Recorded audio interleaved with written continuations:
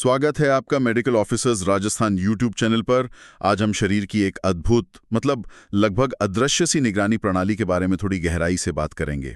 हम बात कर रहे हैं बैरोरिसेप्टर्स और कीमोरिसेप्टर्स की। ये असल में शरीर के छोटे पर बहुत ही महत्वपूर्ण सेंसर हैं जो लगातार हमारे ब्लड प्रेशर और खून में आप कह सकते हैं गैसों और एसिडिटी के लेवल पर पैनी नजर रखते हैं। हाँ बिल्कुल, ये एक तरह के साइलेंट गार्डियन है हमारे शरीर के। सही कहा।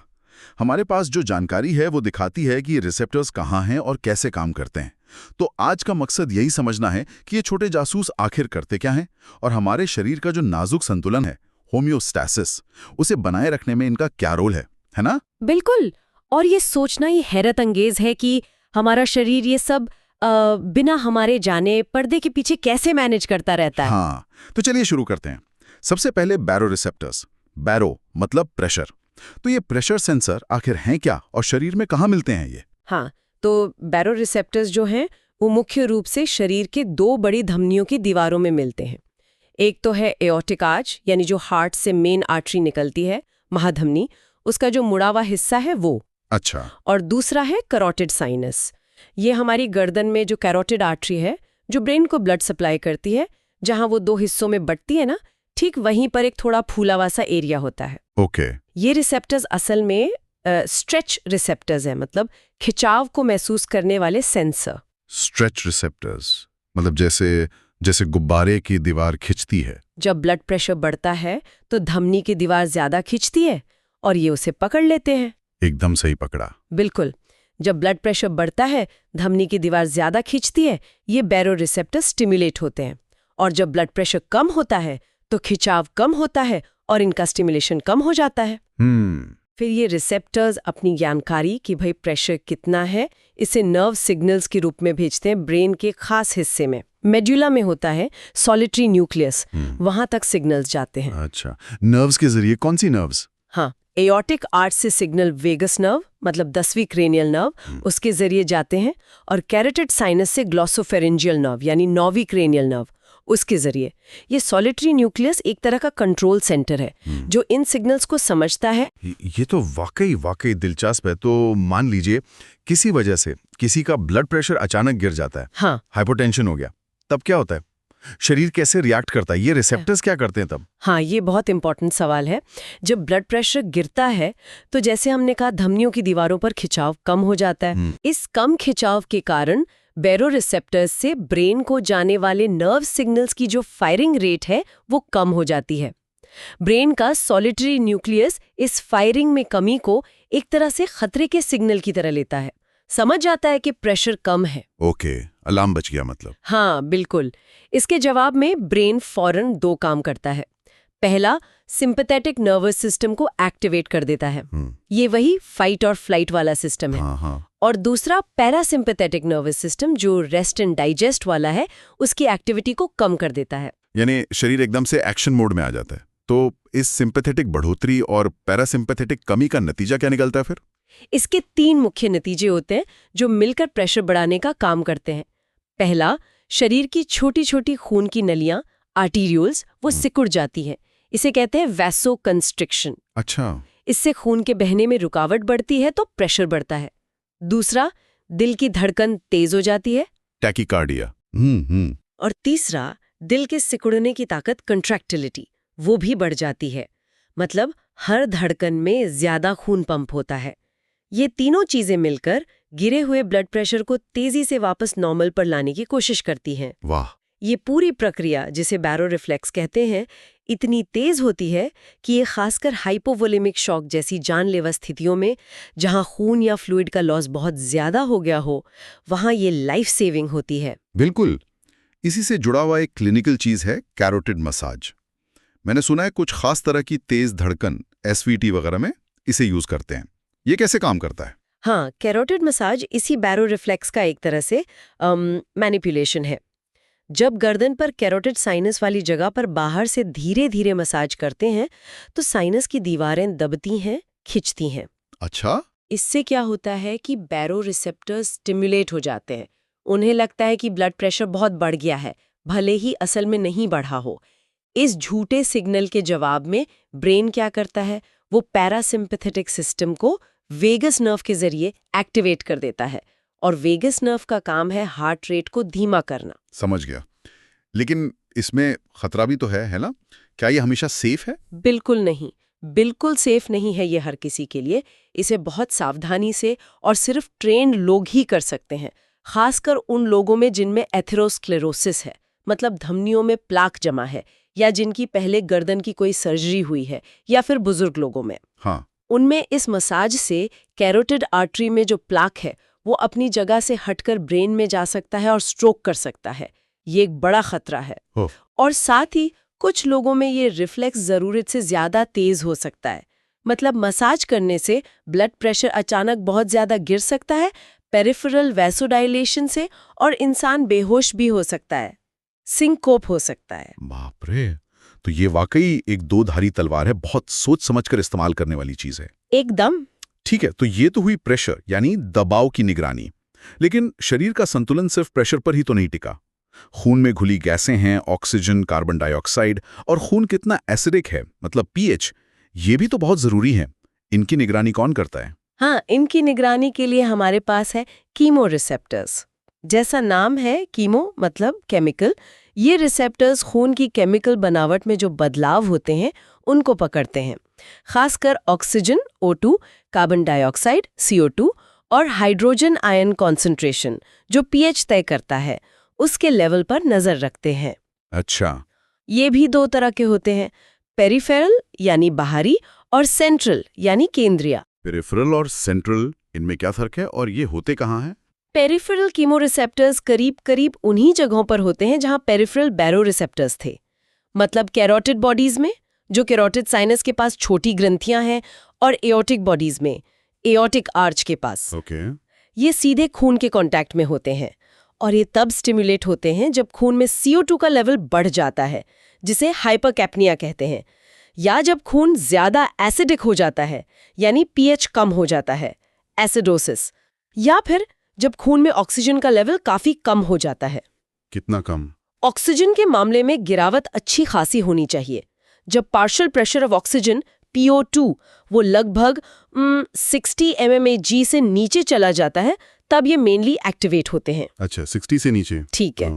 और सेंट्रल वाले, दूसरी तरफ सेंट्रल कीमो रिसेप्टर्स जो हैं वो ब्रेन के अंदर होते हैं, मेडुला में।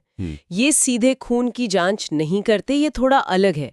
ये ब्रेन के आसपास जो फ्लूइड होता है, सेरेब्रोस्पाइनल फ्लूइड या CSF, उसमें CO2 और pH के बदलावों को महसूस करते हैं। CSF में वो कैसे? होता ये है कि CO2 खून से बड़ी आसानी से ब्लड ब्रेन बैरियर पार करके CSF में चली जाती है। वहाँ वो पानी से मिलकर कार्बोनिक एसिड बनाती है, जो फिर हाइड्रोजन आयनों H+ में टूट जाता है। इससे CSF का pH कम हो जाता है, वो एसिडिक हो जाता है, और इसी बढ़ी हुई एसिडिटी को सेंट्रल कीमो रिसेप्टर्स पकड़ लेते हैं। तो इसका मतलब ऑक्सीजन लेवल में कमी का सीधा पता तो मेनली पेरिफेरल वाले लगाते हैं। हाँ। जबकि CO2 और pH के बदलावों को सेंट्रल वाले ज्यादा असरदार तरीके से महसूस करते हैं, वो भी CSF के जरिए। ऐसा है क्या? हाँ, मोटे तौर पर ऐसा ही है। नॉर्मल कंडीशन में सांस को कंट्रोल करने में सेंट्रल कीमो रिसेप्टर्स का रोल ज्यादा डोमिनेंट होता है, क्योंकि हमारा शरीर CO2 लेवल और उससे जुड़े pH बदलावों के लिए बहुत ज्यादा सेंसिटिव है। पेरिफेरल वाले भी अपना योगदान देते हैं, लेकिन ऑक्सीजन के लिए उनकी भूमिका तब ज्यादा अहम हो जाती है जब ऑक्सीजन का लेवल खतरनाक हद तक गिरने लगता है, यानी PO2 60 से नीचे। अच्छा, यहाँ पर COPD वाले पेशेंट्स का जिक्र आता है अक्सर, क्रॉनिक ऑब्स्ट्रक्टिव पल्मोनरी डिजीज। उनके मामले में ये सिस्टम कुछ अलग तरह से काम करता है क्या? हाँ, ये एक बहुत ही जरूरी क्लिनिकल पॉइंट है। COPD जैसी जो फेफड़ों की पुरानी बीमारियां हैं, उनमें पेशेंट के शरीर में अक्सर CO2 का लेवल नॉर्मल से ज्यादा बना रहता है, क्रॉनिक हाइपरकैप्निया। ठीक है। तो वक्त के साथ क्या होता है, उनके जो सेंट्रल कीमो रिसेप्टर्स हैं वो इस बढ़े हुए CO2 के आदी हो जाते हैं, मतलब उनकी सेंसिटिविटी कम हो जाती है, वो उतना रिएक्ट नहीं करते बढ़े हुए CO2 पर। ओह, तो फिर अगर CO2 वाला मेन ट्रिगर काम नहीं कर रहा, तो शरीर सांस लेने की जरूरत कैसे महसूस करेगा? तब शायद वो ऑक्सीजन वाले सेंसर पे ज्यादा निर्भर करने लगता होगा। बिल्कुल सही, एकदम सही पकड़ा। ऐसे पेशेंट्स में रेस्पिरेशन को ड्राइव करने का जो मेन स्टिमुलस या ट्रिगर है, वो खून में ऑक्सीजन की कमी यानी हाइपोक्सिया बन जाता है। और इस हाइपोक्सिया को कौन महसूस करता है? Peripheral chemoreceptors. इसी को हाइपोक्सिक ड्राइव कहते हैं। हाइपोक्सिक ड्राइव, समझ गया। यही वजह है कि सीओपीडी के पेशेंट्स जो क्रॉनिक हाइपरकैप्निया और हाइपोक्सिया के साथ जी रहे हैं, अगर उनको बहुत ज़्यादा ऑक्सीजन दे दी जाए, हाई फ्लो ऑक्सीजन, तो क्या होगा? उनका PO2 बढ़ जाएगा, पेरिफेरल कीमोरिसेप्टर्स का स्टिमुलस खत्म हो जाएगा और उनकी सांस लेने की जो ड्राइव है वो कम हो सकती है। उनकी सांस धीमी और उथली हो सकती है। अच्छा। जिससे CO2 शरीर में और ज़्यादा जमा हो सकती है, जिसे CO2 नार्कोसिस कहते हैं। इसीलिए ऐसे पेशेंट्स में ऑक्सीजन थेरेपी बहुत कंट्रोल तरीके से दी जाती है। ये हाइपोक्सिक ड्राइव का कॉन्सेप्ट समझना वाकई बहुत जरूरी है।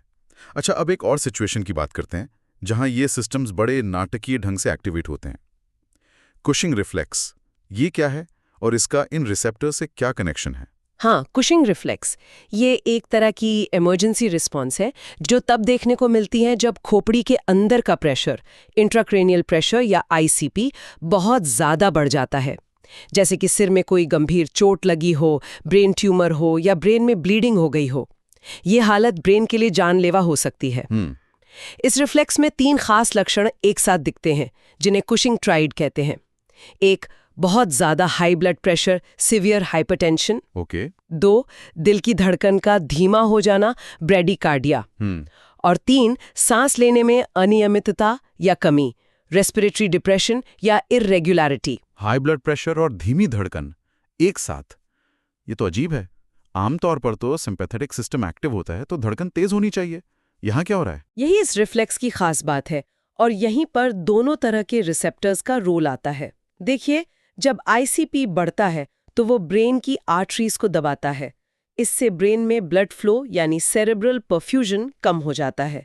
इसे कहते हैं सेरेब्रल इस्कीमिया। ब्रेन टिश्यूज को ऑक्सीजन नहीं मिलती और वहां CO2 जमा होने लगती है। अच्छा। इससे ब्रेन के फ्लूइड का pH कम हो जाता है, यानी वो एसिडिक हो जाता है। अब ये बढ़ी हुई एसिडिटी और CO2 ये किसको स्टिमुलेट करेंगे? सेंट्रल कीमोरिसेप्टर्स हो। बिल्कुल, सेंट्रल कीमोरिसेप्टर्स जोरदार तरीके से स्टिमुलेट होते हैं और जैसा हमने देखा, सेंट्रल कीमोरिसेप्टर का स्टिमुलेशन सिंपैथेटिक नर्वस सिस्टम को बहुत शक्तिशाली रूप से एक्टिवेट करता है। इसके कारण पूरे शरीर की ब्लड वेसल्स जबरदस्त तरीके से सिकुड़ जाती हैं। Intense peripheral वेजोकंस्ट्रिक्शन। नतीजा क्या होता है? सिस्टेमिक ब्लड प्रेशर बहुत ज्यादा बढ़ जाता है। ये शरीर का एक डेस्परेट अटेम्प्ट होता है कि किसी तरह बढ़े हुए ICP के बावजूद ब्रेन में ब्लड फ्लो बना रहे। समझ गया। तो सेंट्रल कीमोरिसेप्टर के कारण BP आसमान छूने लगता है, फिर धड़कन धीमी क्यों हो जाती है? अब यहाँ आते हैं बैरोरिसेप्टर्स। जब सिस्टेमिक ब्लड प्रेशर इतना ज्यादा और इतनी तेजी से बढ़ता है तो एओर्टिक आर्च और करोटिड साइनस में बैठे पेरिफेरल बैरोरिसेप्टर्स भी जोर से स्टिमुलेट होते हैं। हाँ, उन्हें लगेगा प्रेशर बहुत ज्यादा है। हाँ, उन्हें लगता है कि प्रेशर तो डेंजरस लेवल पर पहुंच गया है। इसके जवाब में वो क्या करते हैं? वो पैरासिम्पैथेटिक सिस्टम को यानी वेगस नर्व को एक्टिवेट करते हैं। और वेगस नर्व का मेन काम क्या है? हार्ट रेट को धीमा करना। अच्छा, तो ये चक्कर है। हाँ, तो सेंट्रल कीमोरिसेप्टर की वजह से बढ़ा हुआ BP और पेरिफेरल बैरोरिसेप्टर की वजह से धीमी हुई हार्ट रेट, ये दोनों मिलकर कुशिंग ट्रायड का हाइपरटेंशन और ब्रैडिकार्डिया वाला हिस्सा बनाते हैं। ये एक तरह का पैराडॉक्स है जो गंभीर इंट्राक्रेनियल पैथोलॉजी की तरफ इशारा करता है। बाप रे, कितना जटिल सिस्टम है। तो अगर हम संक्षेप में कहें तो बैरोरिसेप्टर हमारे ब्लड प्रेशर के गार्ड हैं, लगातार नजर रखते हैं। हाँ, और कीमोरिसेप्टर हमारे खून की केमिकल हेल्थ, खासकर गैसों और pH के गार्ड हैं। और ये दोनों सिस्टम मिलकर चुपचाप लगातार हमारे शरीर के अंदर का माहौल ठीक रखने के लिए काम करते रहते हैं, होमियोस्टेसिस, है ना? बिल्कुल। और यहाँ सबसे कमाल की बात यह है कि कैसे ये इतने सिंपल से लगने वाले सेंसर्स जो बस खिंचाव या कुछ केमिकल्स का पता लगा रहे हैं, शरीर की इतनी कॉम्प्लेक्स और लाइफ सेविंग प्रतिक्रियाओं को कंट्रोल करते हैं। ये सिर्फ नॉर्मल लाइफ के लिए ही नहीं, बल्कि स्ट्रेस में, बीमारी में, चोट लगने पर, इन मुश्किल हालात में हमारे जिंदा रहने के लिए बेहद जरूरी हैं। तो ये सारी जानकारी, ये सब समझना हमारे लिए, खासकर जो लोग मेडिकल फील्ड में हैं, उनके लिए क्यों मायने रखता है? इसका क्या प्रैक्टिकल यूज है? अरे ये तो बिल्कुल फंडामेंटल है। आप देखिए, चाहे वो ब्लड प्रेशर की दवाइयों का असर समझना हो, जैसे बीटा ब्लॉकर्स या एस इनहिबिटर्स कैसे बैरोरिफ्लेक्स को अफेक्ट करते हैं, हाँ, या फिर वेंटिलेटर पर जो मरीज है उसकी सेटिंग्स एडजस्ट करनी हो कीमोरिसेप्टर की रिस्पॉन्स को ध्यान में रखते हुए। सही है। या फिर शॉक या बड़े हुए आईसीपी जैसी इमरजेंसी को पहचानना हो और मैनेज करना हो, इन सब में बैरो और कीमोरिसेप्टर्स की समझ ही काम आती है। ये हमें बताता है कि बॉडी नॉर्मली और एबनॉर्मल सिचुएशन में बैलेंस बनाने की कोशिश कैसे करती है। और ये हमें सोचने पर भी मजबूर करता है कि जब कोई इंसान लंबे टाइम तक हाई ब्लड प्रेशर या सीओपीडी जैसी क्रॉनिक बीमारियों से जूझता है, तो क्या ये रिसेप्टर सिस्टम खुद को बदल लेते हैं, अडेप्ट कर लेते हैं? अच्छा सवाल है। वो नॉर्मल मानते हैं, ऊपर शिफ्ट हो जाता है। हाँ। हमने देखा कि सीओपीडी में सेंट्रल कीमोरिसेप्टर कम सेंसिटिव हो जाते हैं।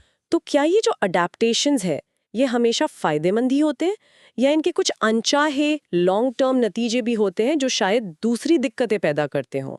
इन कॉम्प्लेक्स अडेप्टेशंस के बारे में सोचना आगे की समझ के लिए बहुत जरूरी है। बिल्कुल। ये दिखाता है कि शरीर कितना अडेप्टिव है, पर उन अडेप्टेशंस की भी अपनी सीमाएं और शायद कुछ जटिलताएं हैं। खैर, आज के लिए हमारी इस गहरी पड़ताल में इतना ही। उम्मीद है आपको बैरो रिसेप्टर्स और कीमो रिसेप्टर्स की ये दुनिया समझने में मदद मिली होगी।